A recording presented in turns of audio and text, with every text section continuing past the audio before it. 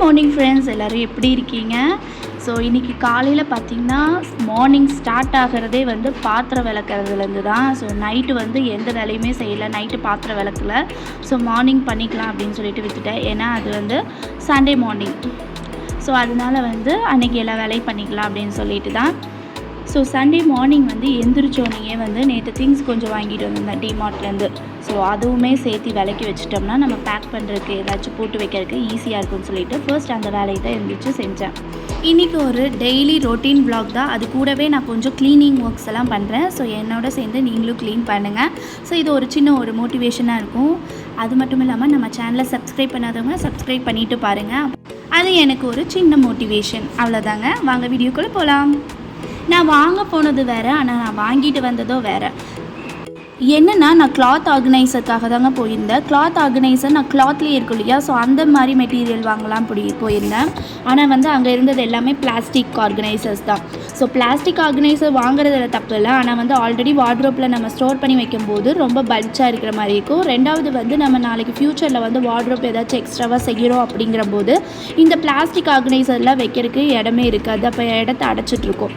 So அதனால தான் இந்த வாட்டி நான் என்ன பண்ணிவிட்டேன், கிளாத் ஆர்கனைசர் போயிட்டோம்னா அதை நம்ம ரீயூசபிள், அதாவது ஃபோல்டு பண்ணிக்கலாம், அப்புறம் வாஷ் பண்ணிக்கலாம். அந்த மாதிரி இருக்கிற பட்சத்தில் வந்து ஈஸியாக இருக்கும் அப்படிங்கிறதுக்காக தான் போயிருந்தேன். பட் ஆனால் அந்த மாதிரி கிடைக்கல. ஸோ ஆன்லைனில் தான் ஷாப் பண்ணணும்னு நினைக்கிறேன். ஸோ அந்த டைமில் தான் ஆல்ரெடி நான் பிளான் பண்ணி வச்சுருந்தேன், இந்த திங்ஸ் எல்லாம் வாங்கணும்னு நினச்சிருந்தேன். பட் ஆனால் போனது என்னமோ கிளாத் ஆர்கனைசர்ஸ் தான். ஸோ இப்போ வாங்கியிருக்க திங்ஸுமே வீட்டுக்கு தேவையான திங்ஸ் தான். நான் ஆல்ரெடி ஒன் வந்து வாங்கி யூஸ் பண்ணிவிட்டு அது எப்படி இருக்குன்னு பார்த்துட்டு அதுக்கப்புறமா வாங்கிக்கலான்னு பிளான் பண்ணியிருந்தேன். ஸோ அந்த திங்ஸ் எல்லாம் தான். எப்போவுமே ஒரு பொருள் வாங்குகிறோம் அப்படின்னா அதை ஒரு தடவை செக் பண்ணிக்கணும். அதாவது நம்ம ஆல்ரெடி வந்து ஒரு டைம் வாங்கி யூஸ் பண்ணிவிட்டு அது எப்படி இருக்குன்னு பார்த்துட்டு யூசேஜ் பார்த்துட்டு அது நமக்கு கன்வீனியண்ட்டாக இருக்கிற பட்சத்தில் நம்ம நெக்ஸ்ட் டைம் அதை பர்ச்சேஸ் பண்ணிக்கலாம். நமக்கு நிறையா வேணும்னாலும் நெக்ஸ்ட் டைம் பர்ச்சேஸ் பண்ணிட்டோம்னா அது நமக்கு ஈஸியாக இருக்கும். அந்த மாதிரி தான் இந்த திங்ஸ் எல்லாம் வாங்கியிருந்தேன். நான் டீ கப்ஸ் வாங்கியிருந்தேங்க. டீ கப்ஸ் வந்து ரொம்ப அழகாக கலர்ஃபுல்லாக இருந்துச்சு. அதில் வந்து நான் எல்லோ கலர் வாங்கியிருந்தேன். நெக்ஸ்ட்டு வந்து ஃப்ரிட்ஜில் ஸ்டோர் பண்ணுறதுக்காக கிளாஸில் வந்து பாக்ஸ் இருக்கு இல்லையா, ஸோ அது வாங்கியிருந்தேன்.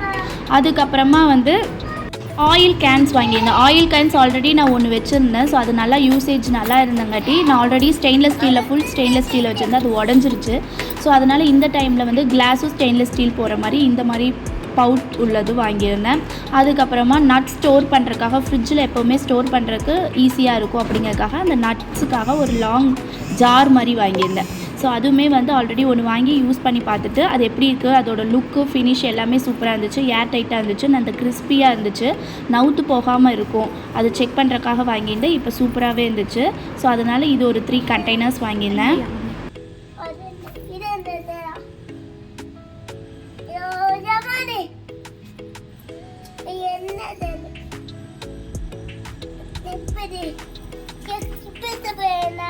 இந்த கிளிப்பிங்ஸில் பார்க்குறதுக்கு ரொம்ப க்யூட்டாக இருந்துச்சு. அதனால தான் அதில் வாய்ஸ் ஓவர் கொடுக்கல. அவன் பண்ணதை அப்படியே வந்து நேச்சுரலாக போட்டிருந்தேன். நான் எப்போ துணி காய போட்டாலும் சரி, அவன் வந்து டெய்லி வந்து அவனும் என்னோட சேர்ந்து துணி காய போடுவான். சின்ன சின்ன கிளாத்ஸ் இருக்கு இல்லையா, அவனோட ட்ராயர்ஸ், அதுக்கப்புறமா கர்ச்சீஃப், இந்த மாதிரி சாக்ஸ், இந்த மாதிரி எல்லாம் ஐட்டம் வந்து அந்த அவனுக்கு அந்த ஸ்டெப்ஸுக்கிட்டேயே ஒரு கயிறு இருக்கும். ஸோ அந்த இடத்துல காய போடுவான். ஸோ நானும் அவனும் சேர்ந்து காய போடுவேன் டெய்லியுமே துணி. நான் டெய்லியுமே லாண்ட்ரி வந்து போடுவேங்க.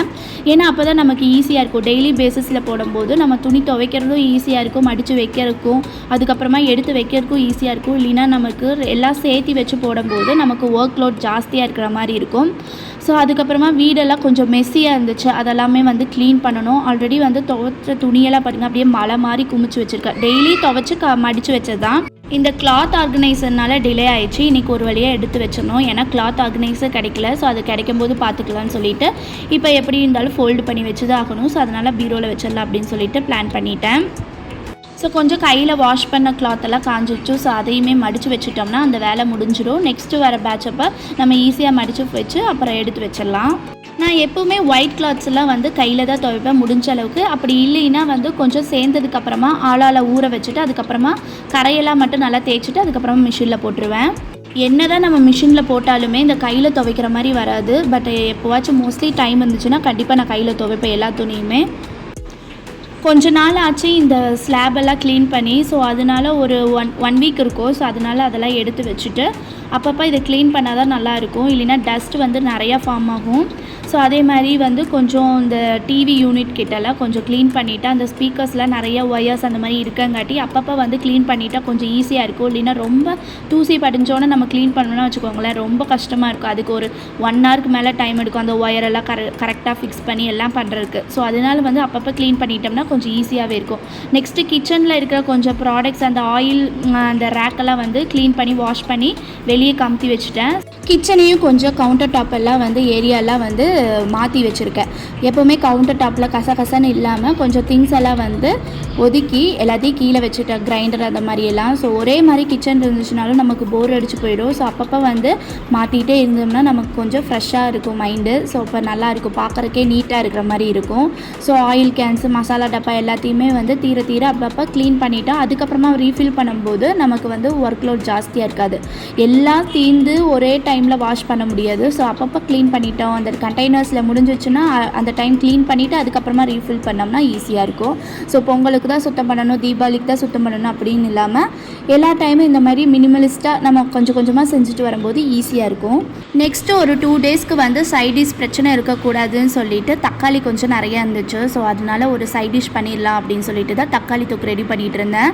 ஸோ இது வந்து நீங்கள் வெங்காயம் போடாமல் செஞ்சிங்கன்னா 6 மந்த் வரைக்கும் ஃப்ரிட்ஜில் ஸ்டோர் பண்ணி வச்சுக்கிட்டோம்னா ரொம்ப ஈஸியாக இருக்கும். இட்லி சப்பாத்தி தோசை சாப்பாட்டுக்குமே ரொம்ப சூப்பராக இருக்கும். இது வந்து ஊறுகாய் மாதிரியே இருக்கும், ஆனால் வந்து டேஸ்ட்டு சும்மா அல்டிமேட்டாக இருக்கும். இதை கொஞ்சம் சேவ் பண்ணிக்கோங்க. நெக்ஸ்ட் வாட்டி ட்ரை பண்ணிவிட்டு எப்படி இருக்குன்னு சொல்லி கமெண்டில் ஷேர் பண்ணுங்கள். சின்ன வெங்காயமோ பெரிய வெங்காயமோ எதாக இருந்தாலுமே வந்து நல்லா வந்து பொடி பொடியாக நறுக்கிக்கணும். அதுக்கப்புறமா வந்து கொஞ்சோண்டு பூண்டு வந்து ஒரு பூண்டு ஃபுல்லாக பெரிய சைஸாக இருந்துச்சுன்னா ஒரு 2 ஃபுல் பூண்டு எடுத்து நல்லா உரித்து அதையுமே தக்காளியோடு சேர்த்து நல்லா பல்ஸ் மோடில் வச்சு நல்லா சின்னதாக பொடியாக நறுக்கிக்கணும். சில பேர் வந்து அரைச்சி கூட சேர்த்துவாங்க, அது அவங்கவுங்க சாய்ஸ். இது எப்படி வேணால் செய்யலாம். ஒன்று அரைச்சி சேர்த்தலாம், இல்லைன்னா வந்து இந்த மாதிரி பொடியாக நறுக்கலாம். ஸோ அரைச்சி சேர்த்தும் போது அது ஊறுகாய் கன்சிஸ்டன்சியில் இருக்கும், இது வந்து தொக்கு கன்சிஸ்டன்சியில் இருக்கும். இதுவுமே சூப்பராக இருக்கும், கண்டிப்பாக ட்ரை பண்ணி பாருங்கள். இதெல்லாம் ரெடி பண்ணி வச்சதுக்கப்புறமா நல்லெண்ணெய் இல்லைன்னா கடலெண்ணெய் எந்த எண்ணெய் நீங்கள் யூஸ் பண்ணுறீங்கனாலும் ஓகே. நான் வந்து இன்றைக்கி நல்லெண்ணெய் யூஸ் பண்ணுறேன். நல்லெண்ணெய் வந்து நல்லா காஞ்சதுக்கப்புறமா கொஞ்சோண்டு கடுகு கூடவே வந்து சீரகம் நல்லா போட்டு பொரிஞ்சதுக்கப்புறமா நான் வந்து தக்காளியிலேயே வந்து கருவேப்பிலை பூண்டு இதெல்லாம் போட்டு பல்ஸ் மோடில் போட்டு நல்லா வந்து சின்னதாக நறுக்கி வச்சுட்டேன். அதே மாதிரி ஃபஸ்ட்டு வெங்காயம் ஆட் பண்ணிக்கலாம். வெங்காயம் நல்லா டிரான்ஸ்பரண்ட் ஆனதுக்கப்புறமா தக்காளியெல்லாம் ஆட் பண்ணிவிட்டு அந்த தக்காளியில் வந்து கொஞ்சம் அந்த தண்ணியெல்லாம் விடும்போது நெக்ஸ்ட்டு மசாலாஸ் எல்லாம் ஆட் பண்ணிக்கலாம். காரத்துக்கு ஏற்ற மாதிரி குழம்பு மிளகாய்த்தூள், அதுக்கப்புறமா நான் காஷ்மீரி சில்லி பவுடரும் ஆட் பண்ணியிருக்கேன். அது கூடவே மஞ்சத்தூள் ஆட் பண்ணியிருக்கேன். முக்கியமானது வந்து பெருங்காயத்தூள் ஆட் பண்ணணும். அதோட முக்கியமானது வந்து கொஞ்சமாக டேஸ்ட் பேலன்ஸ் கிடைக்கிறதுக்காக நம்ம கொஞ்சமாக 1 ஸ்பூன் அளவு சர்க்கரை ஆட் பண்ணலாம். சர்க்கரை இல்லைன்னா கரும்பு சர்க்கரை எதுவாக இருந்தாலுமே ஆட் பண்ணிக்கோங்க. அப்போ டேஸ்ட் வந்து நல்லா பேலன்ஸாக இருக்கும். புளிப்பு காரம் துவர்ப்பு எல்லாமே இருக்கிறங்காட்டி நம்ம டேஸ்ட்டு சூப்பராகவே இருக்கும். அப்புறம் தேவையான அளவு உப்பு ஆட் பண்ணிவிட்டு நல்லா எண்ணெய் பிரிஞ்சு வர அளவுக்கு நல்லா தொக்கு ரெடி பண்ணணும். அப்போ தான் வந்து நமக்கு வந்து சீக்கிரமாக கெடாமல் இருக்கும். இதில் முக்கியமான விஷயம் என்னென்னா, நீங்கள் ஸ்டோர் பண்ணுற மாதிரி இருக்கிற பட்சத்தில் நீங்கள் வந்து தண்ணி ஆட் பண்ணவே பண்ணாதீங்க. ஏன்னா தக்காளிலேயே ஆல்ரெடி தண்ணி விடும் இல்லையா, ஸோ அதுவே போதும். ஸோ இந்த ரெசிபி உங்கள் வீட்டில் ட்ரை பண்ணி பார்த்துட்டு எப்படி இருக்குன்னு சொல்லுங்கள். Thanks for watching. Thanks for your patience.